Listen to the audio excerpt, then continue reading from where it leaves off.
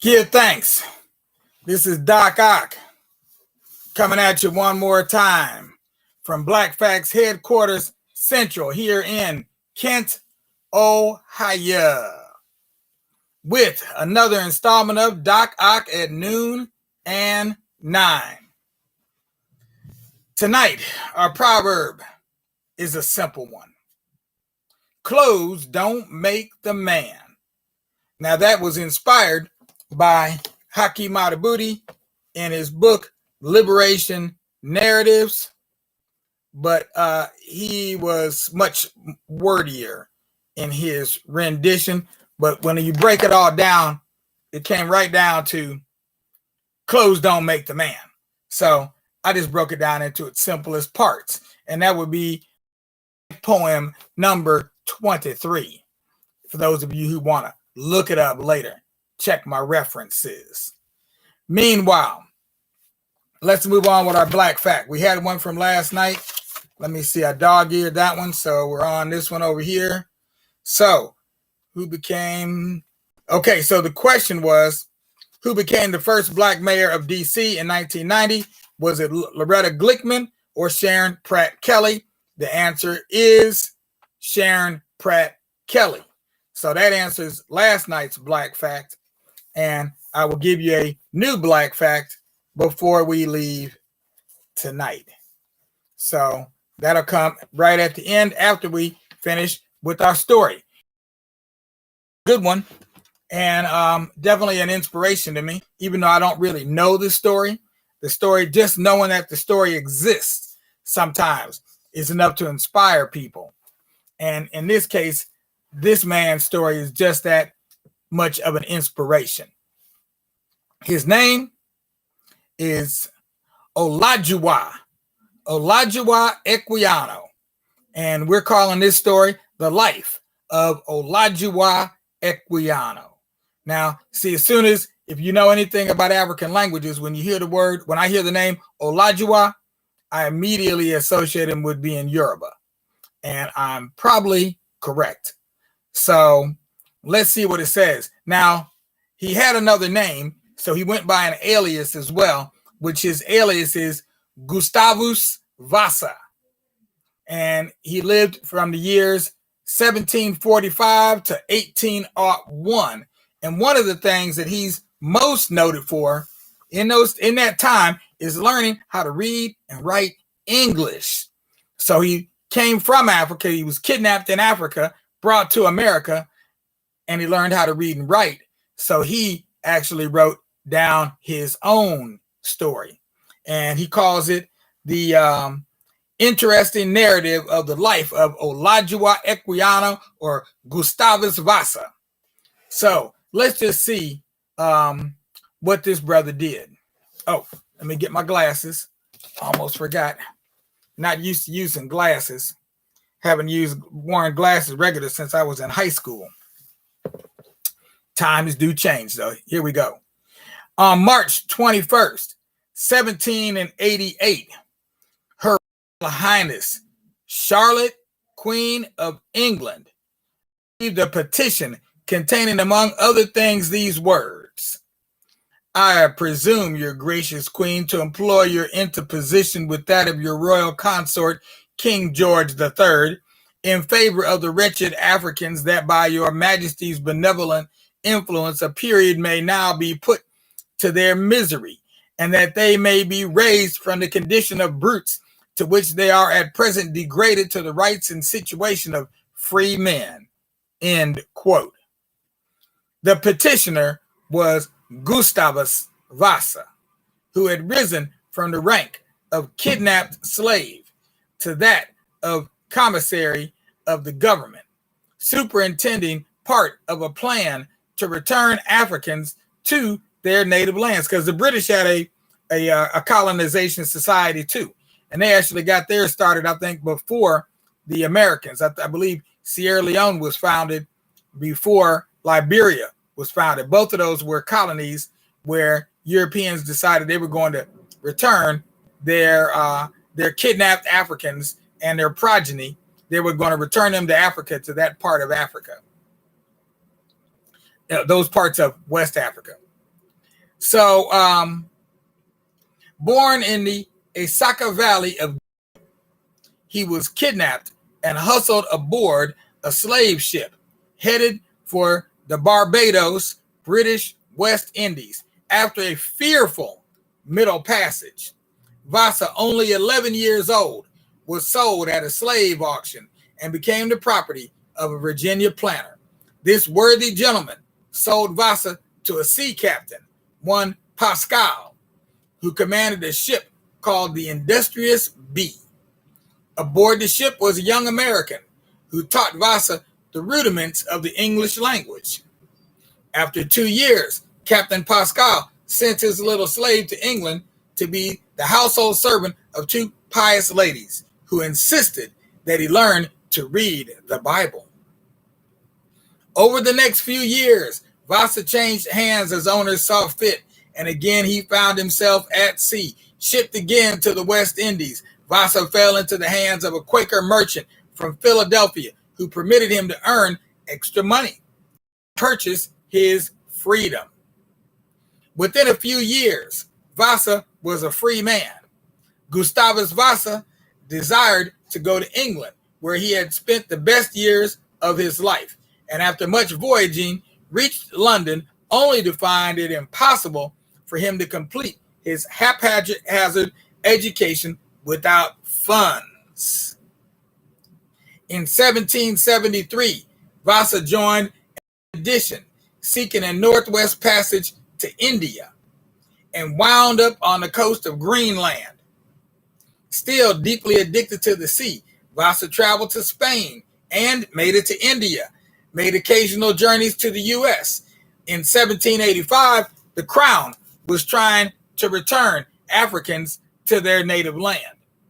Vasa was appointed to a post with the government and was placed in charge of the commissary, which supplied the Africans with clothing and other items deemed necessary for the voyage home. Note the fact that even though these people had been in other places, I'm not sure where, if they were in their colonies or if they were in England proper, probably most of them were in the colonies, they still described them as Africans. With clothing and other items deemed necessary for the voyage home.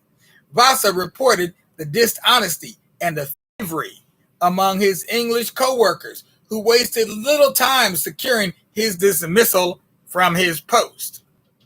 Vasa continued to work for the emancipation of his fellow Africans and made his famous appeal to Queen Charlotte. In 1789, Vasa published his autobiography, the interesting narrative of the life of Oladuah Equiano Gustavus Vasa. This was the first, and to us the fullest account of the life of a free Negro during this period. The book was so popular that it went through 8 editions in just 5 years. So there were a lot of copies of that book printed up. And that, my friends, is the story. Now, they don't say anything about his later life, what actually happened to him. So there's some things missing from this story, obviously. But that does take us through a good portion of his life. It appears as though he died fairly young, but it would be interesting to note exactly what was the cause of death. Was it a natural death in a bed? Was it at sea? Did he get eaten by a whale like Jonah and couldn't get out? I don't know what happened. So that's up to you. I'm going to leave that up to you now to do further research. Google him. Gustavus Vasa. That's like Gustav, or you can spell it like Gusto, Gustavus, Gustavus Vasa, Vassa. Or you can go by Oladuah, Oladuah, Equiano, Equiano, Oladuah.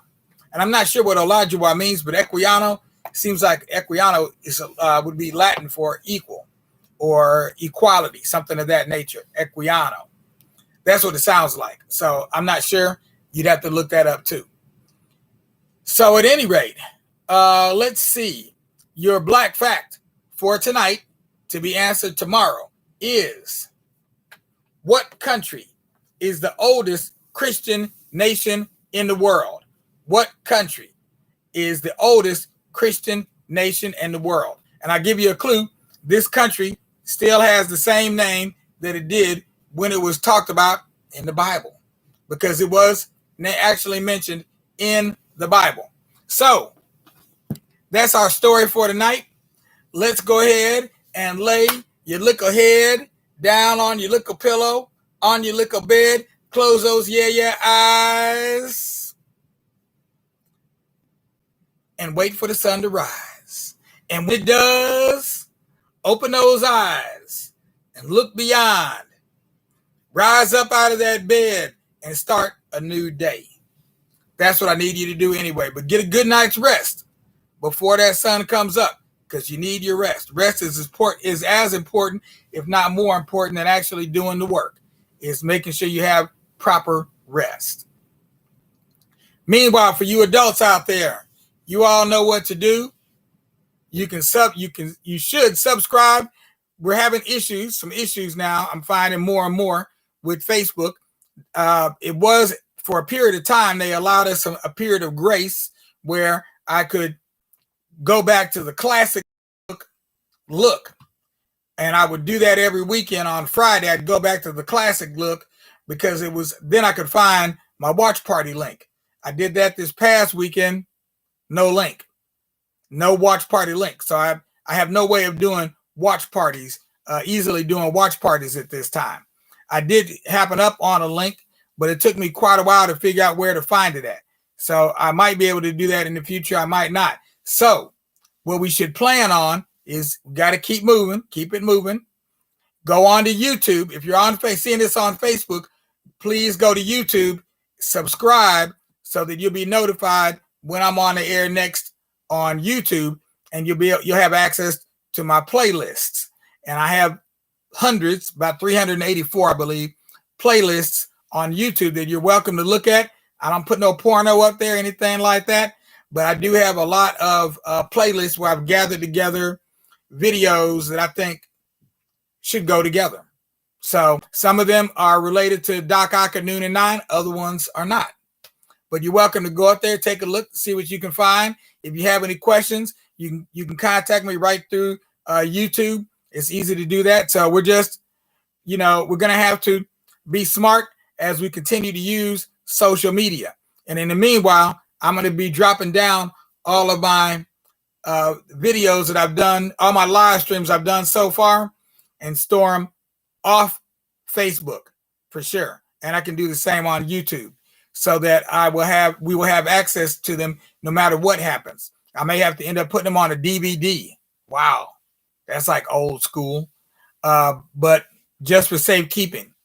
Meanwhile, if you want to donate, you can donate right below. We are in the midst of our 2020 campaign, going all the way from now till November 20th, 2020. We're attempting to raise $20,000, and we are far from the mark. So we need everybody out there. If you're watching this, get your friends to watch it. Get them to donate. $5 a month. $5 every month would be even better. It doesn't really add. It's $60 a year. Okay, you spent more money at the grocery store and didn't even come out with a full bag.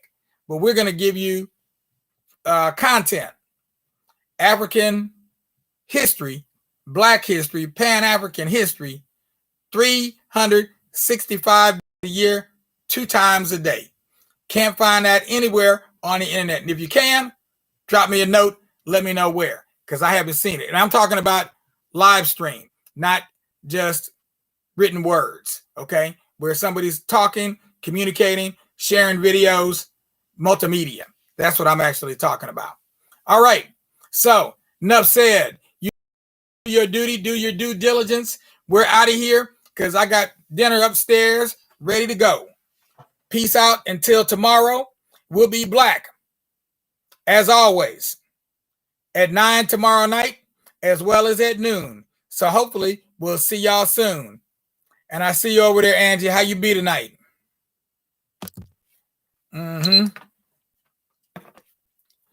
There we go. I'm gonna give you a wave over there. Wave over there. Right.